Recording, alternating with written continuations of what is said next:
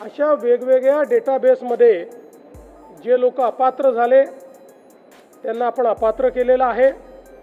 त्यासोबत आपण हे सांगितलं होतं KYC करून घ्या, म्हणजे जे काही माहिती तुम्ही सादर केलेली आहे ती आत्तापर्यंत सत्य मानण्यात आली, आता त्याची कागदपत्र द्या। तर लाडक्या बहिणींनो, मुख्यमंत्री देवेंद्र फडणवीस साहेब काय म्हणाले तुम्ही पाहिलं आहे, परंतु पैसे कधी येणार हे आपण आता ह्या व्हिडिओमध्ये सांगणार आहे। त्यामुळे व्हिडिओ जो आहे तो शेवटपर्यंत नक्की पहा। तर लाडक्या बहिणींनो, मुख्यमंत्री देवेंद्र फडणवीस साहेब म्हणाले KYC करून घ्या आणि जे कागदपत्र आहेत ते आम्ही पडताळणी चालू केलेले आहे, म्हणजे पडताळणी चालूच आहे कागदपत्रांची तुमच्या, आणि KYC देखील तुम्ही आतापर्यंत कदाचित पूर्ण केले असेल आणि नसेल केली तरी हरकत नाही, कारण काही दिवसांनी आणखी मुदत देखील वाढू शकते KYCसाठी।